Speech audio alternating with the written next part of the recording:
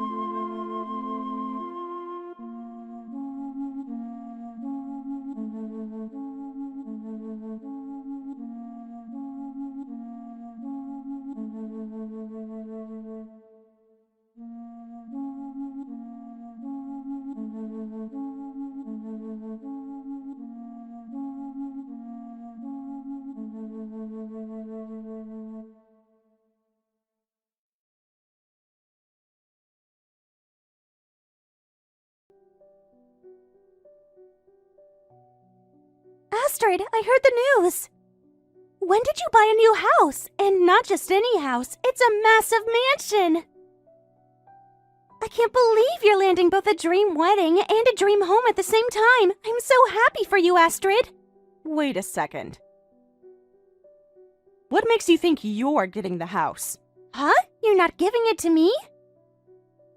I mean, you chipped in a little bit on the down payment, sure, but isn't the house under Seth's name? So even if you two break up, technically it belongs to him, doesn't it? That's something we're still going to sort out. You don't get to decide that on your own. What? But I already made up my mind. I am moving in. Sorry, but you're gonna have to give up the fiancé, the wedding, and the house. I mean, come on, be reasonable. Excuse me? Oh, were you hoping to at least keep the house? That's kind of cute. I mean, being dumped by your fiancé for your younger sister right before the wedding. Talk about humiliating. You deserve something, sure, but unfortunately for you. We've decided the house is mine now, too. Sorry, sis. You're really planning to take everything from me, aren't you? Well, yeah, think about it. You all alone in a huge mansion? That's just sad. But me, I've got a baby on the way, a brand new marriage, and a future to build. Obviously, a big house makes way more sense for us, so I'm gonna need you to step aside, Astrid. Let the real bride have her moment, her man, her mansion. Thanks in advance. Sure, take it. I insist. What? Wow, I honestly didn't expect you to accept so easily. No arguments, no tears. You're really doing me a huge favor here. Seth and the mansion, they're all yours.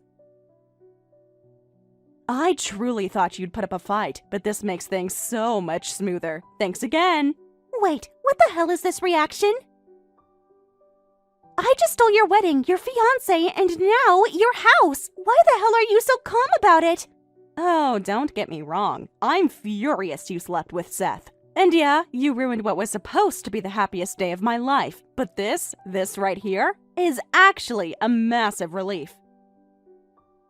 Because honestly, I really didn't want to deal with that financial nightmare. What nightmare?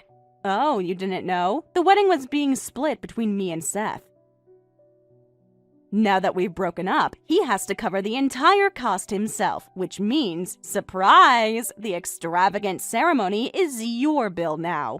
What? Oh, and that gorgeous house you're so excited about? Monthly mortgage payments are $4,000. That's right, $4,000 every month. Way more than my paycheck could cover, which is why it's such a relief that you're taking over. Honestly, I can't thank you enough. Wait. $4,000 a month? That house cost that much? Mm-hmm. Seth's grandma gave him a huge amount of support up front. That's how we were able to get a house in one of the best neighborhoods. Wait, Seth's grandma is rich? Not exactly rich, no. She's just old school, saved up for decades and wanted to help out her favorite grandchild. She absolutely adores Seth. That's why she offered to help with the down payment and future costs. Because she wanted to see her sweet grandson happy in a perfect home. And now? Oh, I called her the second everything blew up. Told her about the affair, the pregnancy, the wedding switcheroo, all of it. And let me tell you, she was livid. She said, and I quote, "If that's the kind of man Seth has become, he won't get a single penny from me." What? Yep. She canceled all support. Every cent she promised, gone. She was going to gift it as an early inheritance next month, right before the first payment hit. But after hearing about you and the betrayal, she took it all back. But why? The bride may have changed, sure, but her precious grandson's still getting married. Shouldn't she be happy he's starting a family? She'll get to see her great-grandchild soon. That's supposed to be a good thing, isn't it? You don't get it. She's traditional. Cheating? Unforgivable. Home-wrecking? Shameful. She'll never recognize you as family. Not now, not ever. You're serious? Oh, deadly serious. And you know what else? Seth's salary isn't great either. Actually, it's a bit lower than mine. Huh? He brings home around $3,000 a month. You see where I'm going with this. No way! That's already lower than the monthly mortgage! Exactly. He's going to be in the red every single month. So, unless you start selling organs or win the lottery, you're both about to dive headfirst into debt hell. Oh my god! That's why I expected a full-blown fight over the house. It's not easy to sell a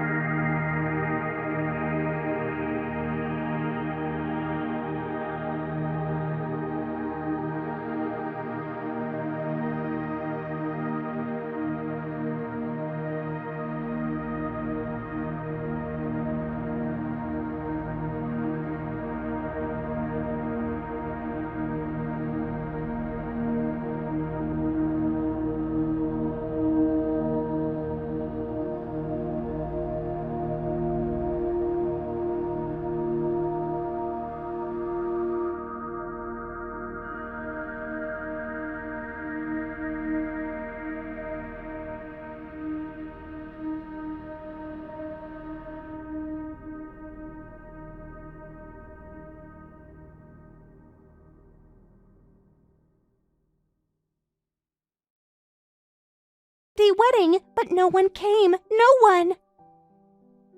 Not my dad, not my mom, not even his family showed up. Well, I mean, if we're being honest, no normal person would want to be part of this kind of situation. But didn't any of your friends show up? You invited a few, right? Some of them came.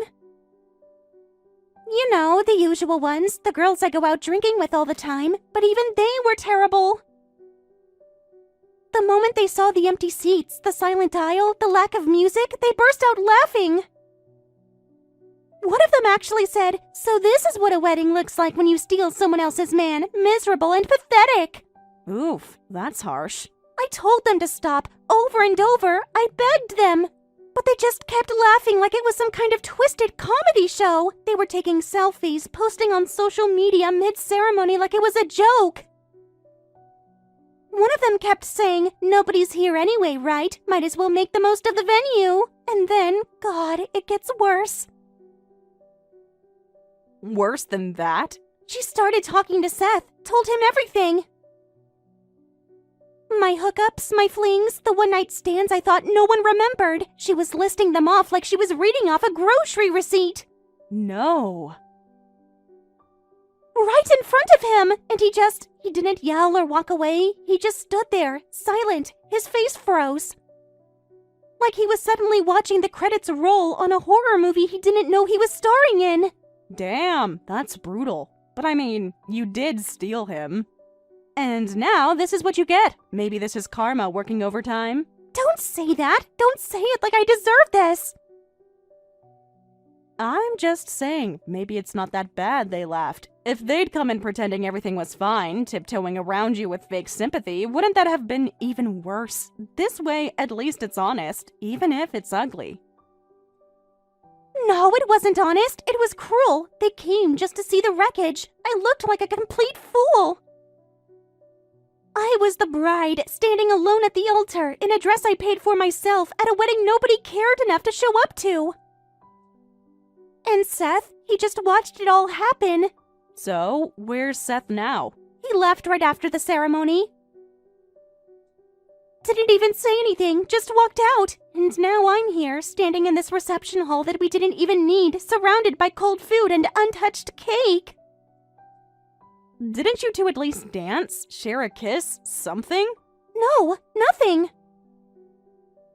I said I do to a man who didn't even look me in the eye. The entire ceremony felt like a silent punishment. Like he was forcing me to go through it so he could hold it against me later. Well, the DNA test is next, right? Yeah. The big finale. Like this whole disaster wasn't humiliating enough already. Now I get to sit in some cold clinic and find out if the baby is even his. I swear, if the test says he's not the father, he's going to walk. Maybe not right away, but he will. Honestly, it kind of sounds like he already has, mentally. Yeah, I felt it. That look in his eyes, it was like everything I'd done, every lie I told, every time I said it didn't mean anything. It all caught up in one moment. He didn't need to say it. I saw it. Disgust, disappointment. He thinks he made the biggest mistake of his life. But you did fight to get him, right?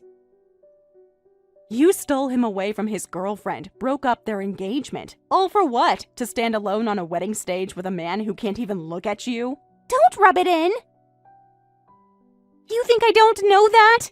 Then maybe you should have thought about that before blowing up someone else's life. I loved him, or I thought I did. He made me feel wanted. He looked at me like I was the only woman in the room. But now? Now he looks at me like I'm a stranger who walked into his dream and turned it into a nightmare. So, what are you gonna do now? I don't know. I don't even know who I am anymore. I built everything around the idea of being with him, that I'd win. That once we were married, it would all be worth it, that people would understand. But instead, they laughed. They mocked you. They didn't see a victory. They saw a tragedy. And now I can't even look at myself. Not in this dress, not in these shoes. I look like a girl who dressed up for a dream and woke up in a nightmare. Well, there's still one thing left. If the DNA test proves the baby is Seth's, maybe that changes something. And if it doesn't, what then? Then I guess you have to own it. All of it. The lies, the betrayal, the fallout. You can't run anymore. This is your reality now. It's not fair. I wanted so badly for this to be different. You can want something with your whole heart and still destroy it with your own hands. That's life. Sometimes love isn't enough when there's too much blood on the floor. I wanted to believe I could make it right. That if I just held on tight enough, everything would fall into place. But things don't fall into place when they were never meant to fit. You forced this wedding into existence. You begged for it, clawed for it, lied for it. And now you're standing in the ruins, wondering why it doesn't feel like a dream. I don't want to lose him. Not now. Not like this. Then you better pray that DNA test comes back in your favor, because it's the only thread holding this.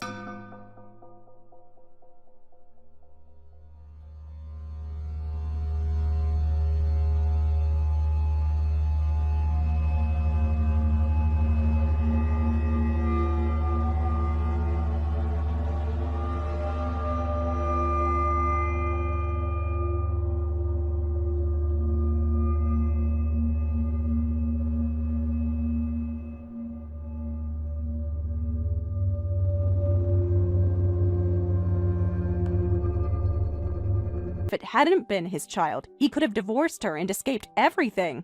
Seth's family didn't take the news well. Despite multiple conversations, they couldn't forgive the affair and cut ties with the couple. Even his grandmother, who had always adored him, told him he was no longer the kind-hearted Seth she knew, and firmly refused to offer any financial help. With no support and Iris unable to work, the couple had to sell their new home almost immediately. Unfortunately, it didn't sell quickly, so they were stuck paying the mortgage themselves. What began as a hopeful new life together turned into a grim reality. Now they're trapped in a debt-ridden marriage, isolated and struggling, facing the harsh consequences of the choices they made. Thank you for watching all the way until the end. If you felt good after watching this video, please like the video. If not, please leave a comment and give us your feedback. Also, don't forget to subscribe. Your comments and likes help this channel grow. We hope you enjoy our other stories as well.